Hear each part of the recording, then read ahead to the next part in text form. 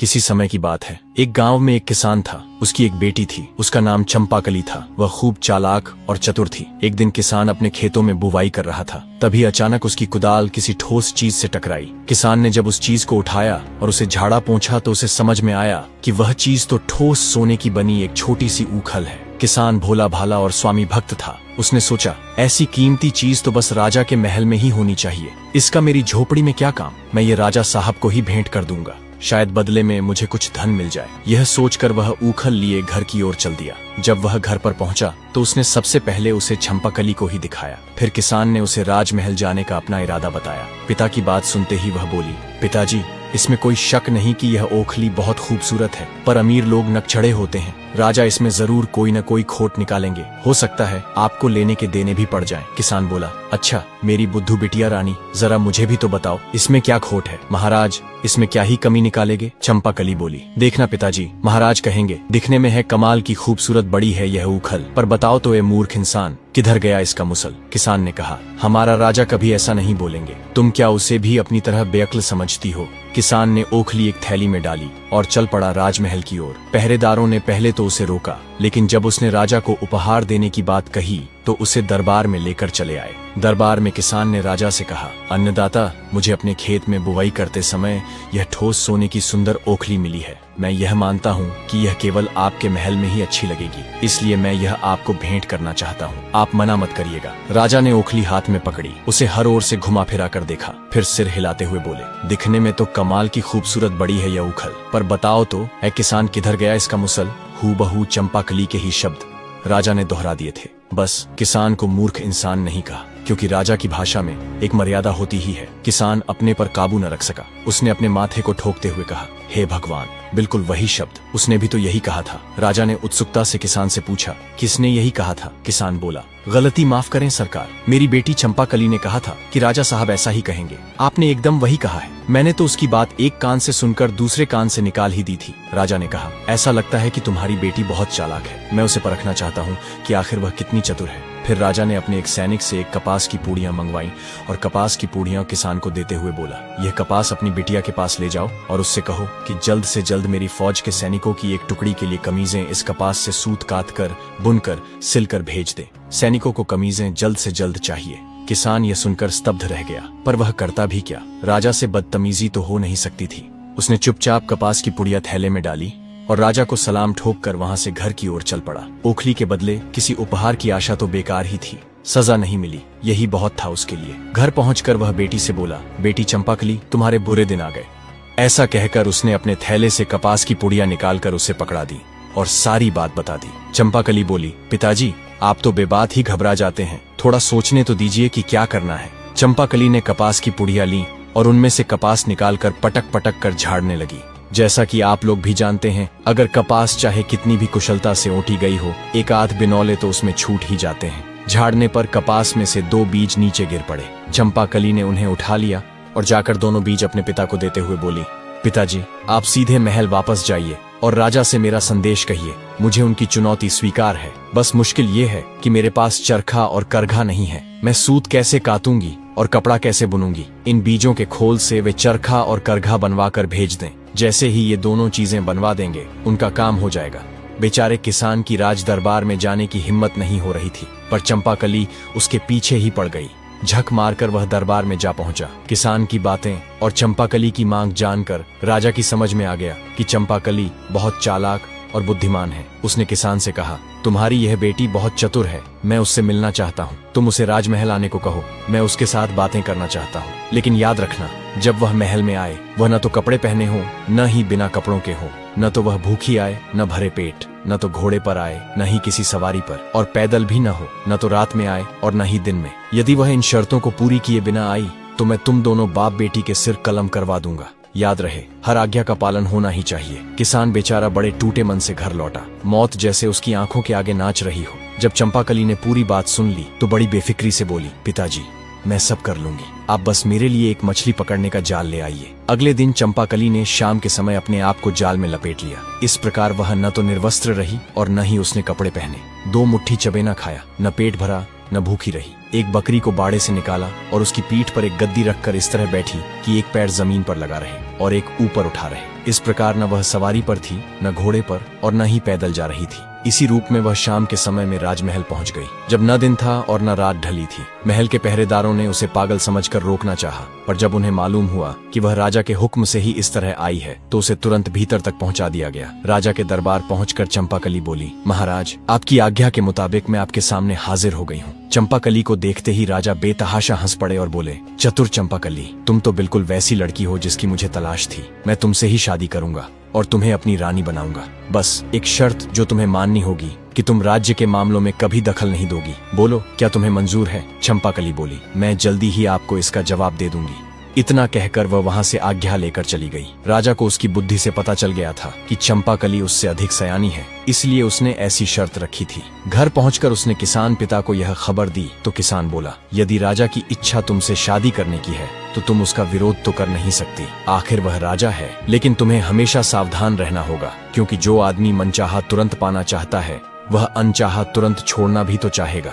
इसलिए तुम अपने यहाँ की चीजों को यों का त्यों रहने दो। न जाने कब तुम उन्हें नापसंद हो जाओ तो यही सब तुम्हारे काम आएगा। चंपाकली अब भी कम उम्र की थी। उसने पिता की बातों पर बहुत ध्यान नहीं दिया और राजा को एक पत्र लिखकर शादी के लिए अपनी स्वीकृति भेज दी। राजा पत्र पढ़कर बहुत खुश हुआ। बहुत जल्दी ही पूरे राज्य में विवाह की धूमधाम मच गई और निर्धारित समय पर उनकी शादी हो गई। एक दिन एक किसान अपनी गर्भवती गाय को लेकर बेचने की इच्छा से राजधानी आया था, लेकिन उसे निवास के लिए किसी भी सराय में जगह नहीं मिली, क्योंकि सभी सरायें भरी हुई थीं। एक सराय मालिक को उस गर्भवती गाय पर दया आ गई। उसने किसान को अपनी सराय के पास पड़े छप्पर के नीचे गाय को रात भर रखने की इजाजत दे दी। किसान ने अपनी गाय की रस्सी पास खड़ी एक गाड़ी के पहिए से बांध दी। भगवान की माया, सुबह सबने देखा कि गाय ने रात में एक बछड़े को जन्म दिया था, जो लुढ़क कर गाड़ी के नीचे चला गया था। गाय का मालिक बहुत खुश हुआ। उसने अपनी गाय और बछड़े को संभाला और वापस घर जाने की तैयारी करने लगा। तभी गाड़ी का मालिक आया और कड़क कर बोला, खबरदार, जो बछड़े को ले जाने की कोशिश भी की। कल रात तुमने मेरी गाड़ी के पहिए से गाय बांधी थी, वह तुम्हारी है, पर बछड़ा मेरी गाड़ी के नीचे था, वह मेरा है। किसान बोला, लेकिन बछड़ा तो गाय के पेट से निकला है। गाय मेरी है तो बछड़ा भी मेरा ही है। गाड़ी वाला बोला, तुमने गाय बांधी थी, गाय खोल लो, वह तुम्हारी है, लेकिन बछड़ा गाड़ी के नीचे था। गाड़ी मेरी है तो बछड़ा मेरा है। बात तूल पकड़ गई। बहस गाली गलौज से बढ़ते बढ़ते हाथापाई तक पहुंच गई और फिर लट्ठम लट्ठा तक जा पहुंची। शोर शराबे से राजा के पहरेदार भी वहां आ पहुंचे। दोनों दावेदारों को राज दरबार में न्याय के लिए पेश कर दिया गया। उस राज्य का नियम कुछ समय पहले तक ऐसा था कि हर मुकदमे का फैसला राजा रानी मिलकर किया करते थे, लेकिन अब जब चंपाकली से राजा का विवाह हो गया था तो राजा की शर्त के कारण चंपाकली को दरबार के मामलों में बोलने की मनाही हो गई थी। इन दिनों किसान का मामला केवल राजा के सामने पेश हुआ।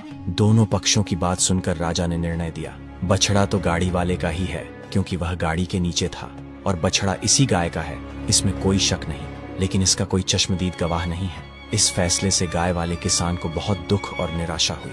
बेचारा करता भी क्या। गाय का मालिक दुखी और निराश होकर सराय वाले के पास पहुंचा गाय लेने। तभी सराय वाले को उस पर बड़ी दया आई। उसने उसे रानी के पास जाने की सलाह दी और बोला, हमारी नई रानी बहुत चतुर है, वह तुम्हें जरूर कुछ उपाय बताएगी। किसान राजमहल पहुंचा और वहां के दरबान को अपनी पूरी कहानी सुनाकर बोला, भाई साहब, मैं बड़ा दुखी और गरीब आदमी हूँ, क्या आप किसी तरह मेरी भेंट नई रानी जी से करवा सकते हैं? दरबान बोला, मैं मजबूर हूँ भाई, राजा साहब ने किसी भी फरियादी को रानी से मिलने की सख्त मनाही कर दी है, मरता क्या न करता। किसान ने चोरी छिपे महल के आसपास चक्कर लगाना शुरू कर दिया। उसे एक बगीचे में रानी चहलकदमी करती दिखाई दी। फिर क्या था, बगीचे की बाड़ फांद कर गाय वाला अंदर जा पहुंचा और रानी के आगे गिड़गिड़ाकर अपने साथ हुए अन्याय की कहानी कह सुनाई। चंपाकली ने थोड़ी देर विचार किया, फिर बोली, मेरी बात ध्यान से सुनो। कल महाराज शिकार खेलने जा रहे हैं। वह एक ऐसी जगह जाएंगे जहां एक तालाब इस मौसम में हमेशा सूखा रहता है। तुम अपने साथ मछली पकड़ने वाला एक जाल और बंसी लेकर वहां चले जाना। जब राजा साहब दिखाई दें तो ऐसा अभिनय करना मानो तुम मछलियां पकड़ रहे हो। महाराज तुमसे जरूर पूछेंगे कि तुम सूखे तालाब में मछलियां क्यों पकड़ रहे हो। तब तुम उनसे कहना, यदि एक गाड़ी बछड़ा पैदा कर सकती है तो क्या सूखे तालाब में मछलियां नहीं मिल सकती? अगले दिन किसान बंसी और जाल से लैस होकर सूखे तालाब पर पहुंच गया। तभी वहां राजा अपने सैनिकों के साथ शिकार करने आ पहुंचा। उसने देखा कि एक बूढ़ा व्यक्ति सूखे तालाब में मछलियां पकड़ रहा है। राजा उसके पास गया और पूछा, तुम सूखे तालाब में मछलियां क्यों पकड़ रहे हो? इस पर किसान बोला, जब एक गाड़ी बछड़ा पैदा कर सकती है तो सूखे तालाब में मछलियां क्यों नहीं मिल सकती। किसान का उत्तर सुनते ही राजा हैरानी में पड़ गया। वह किसान से जोर से बोले, ये तुम किसकी बोली बोल रहे हो? तुम तो ऐसा कभी सोच भी नहीं सकते। सच सच बताओ, क्या तुम रानी से मिले थे? किसान इनकार न कर सका। उसने तुरंत स्वीकार कर लिया कि ऐसा करने की सलाह उसे रानी से ही मिली थी। राजा ने तुरंत सिपाहियों से कहा, बछड़ा गाय के मालिक को दिलवा दो। महल लौटते ही उन्होंने चंपाकली को बुलाया और बोले, मैंने शादी के समय जो शर्त रखी थी तुमने उसे पूरा नहीं किया। तुमने मेरे किए फैसले का विरोध किया। तुम्हें राजकाज के मामलों में नहीं पड़ना चाहिए था। अब इस राजमहल में जो भी चीजें तुम्हें प्रिय हों उन्हें अपने साथ लेकर रात होने से पहले अपने गांव के घर लौट जाओ और एक किसान की बेटी की तरह ही सारी जिंदगी बिताओ। चंपाकली ने सिर झुकाकर जवाब दिया, जैसा आप चाहते हैं वैसा ही होगा महाराज। बस आपसे एक विनती है कि शाम के समय मुझसे जाने को न कहें। घर की लक्ष्मी को संध्या के समय घर से निकलने पर आपकी प्रजा में आपकी बदनामी होगी। राजा बोले, ठीक है, आज रात हम आखिरी बार एक साथ खाना खाएंगे, कल सुबह तुम चली जाना। चंपाकली बोली, ठीक है महाराज। अब चतुर चंपाकली रसोई में गई और रसोइये से तला भुना स्वादिष्ट और गृष्ट भोजन बनाने को कहा। भोजन के साथ पीने के लिए स्वादिष्ट और कीमती मदिरा भी मंगवाई। सुस्वादु भोजन अधिक खाया भी जाता है और उसके बाद आलस्य भी अधिक आता है। रात को जब राजा और चंपाकली ने साथ बैठकर भोजन किया तब राजा का मन पहले से ही व्याकुल था। ऊपर से उन्होंने अधिक मदिरा भी पी ली थी। कुछ ही क्षणों में मदिरा ने अपना प्रभाव दिखाया और जैसे जैसे भोजन समाप्त हुआ राजा आलस्य और नींद के ऐसे जाल में उलझ गए कि अंततः अपनी कुर्सी पर ही गहरी नींद में डूब गए। रानी चंपाकली ने तुरंत सेवकों को आदेश दिया, महाराज को कुर्सी समेत उठाओ और जैसा कहा जाए वैसा ही करो, बिना किसी नानुकुर के। अगर किसी ने टाल मटोल की तो उसे महल से बाहर कर दिया जाएगा। सेवकों ने रानी के आदेश का तत्काल ही पालन किया। चंपाकली महल से निकल पड़ी और राजधानी की गलियों से होती हुई देर रात अपने गांव पहुंच गई। घर के दरवाजे पर पहुंचकर उसने पुकारा, पिताजी दरवाजा खोलिए, आपकी बेटी लौट आई है। बेटी की आवाज सुनते ही वृद्ध पिता दौड़ते हुए खिड़की तक आए और बोले, इतनी रात गए आई है बेटी? मैंने तो पहले ही कहा था, ऐसे आदमी का कोई भरोसा नहीं। खैर, तुम्हारा कमरा आज भी वैसा का वैसा ही है, आ जाओ बेटी। चंपाकली बोली, पिताजी जल्दी दरवाजा खोलिए, बातें हम बाद में करेंगे। दरवाजा खुला तो किसान ने देखा कुछ सेवक राजा साहब को कुर्सी सहित उठाए खड़े हैं। चंपाकली ने राजा को अपने कमरे तक पहुंचाया, उनके जूते उतारकर उन्हें बिस्तर पर सुलाया, सेवकों को विदा किया और खुद भी उनके पास लेट गई। कुछ देर बाद राजा की नींद टूटी। शायद गांव का बिस्तर महल जितना मुलायम नहीं था। उन्होंने करवट बदली तो उन्हें एहसास हुआ कि उनकी पत्नी बगल में है। वे बोले, चंपाकली, मैंने तो तुम्हें अपने गांव लौट जाने को कहा था, तुम गई नहीं? चंपाकली ने शांत स्वर में उत्तर दिया, जी हाँ महाराज, लेकिन अभी तो सुबह नहीं हुई है, आप आराम से सो जाइए। राजा फिर सो गए। अगली सुबह उनकी नींद मुर्गे की बांग और बकरियों की मिमियाहट से खुली। खिड़की से सूरज की हल्की किरणें कमरे में आ रही थीं। राजा चौंक कर उठे और बोले, चंपाकली, मैं कहाँ पर हूँ? मैं यहाँ कैसे आया? राजा के मन में और भी बहुत सवाल दौड़ने लगे। चंपाकली मुस्कुराई और शांत स्वर में बोली, महाराज, आपने ही ने तो कहा था कि महल से जो वस्तुएं मुझे प्रिय हों उन्हें साथ ले जा सकती हूँ, और महल में मेरी सबसे प्यारी चीज आप ही है, इसीलिए मैं आपको अपने साथ यहाँ ले आई। अब मैं आपके साथ यहीं रहूंगी। राजा को अब सब समझ में आ गया। राजा जोर से हंसे और बोले, चंपाकली, एक बार फिर मैं तुम्हारी बुद्धि के आगे हार गया। इतना कहकर उन्होंने उसे गले से भर लिया। इसके बाद वे चंपाकली को लेकर महल लौटे। अब वे न केवल उसे अपनी पत्नी के रूप में मानते थे बल्कि दरबार में भी उसकी सलाह लेने लगे। चंपाकली हर दिन राजा के साथ राजकाज में सम्मिलित होती और उसकी चतुराई से राज्य में न्याय और सुख शांति बनी रही। तो दोस्तों, यह कहानी हमें यह सिखाती है कि यदि हमारे भीतर चतुराई, धैर्य और आत्मविश्वास हो तो हम जीवन की किसी भी कठिन परिस्थिति का बुद्धिमानी से समाधान निकालकर न केवल उससे उबर सकते हैं बल्कि सफलता भी प्राप्त कर सकते हैं।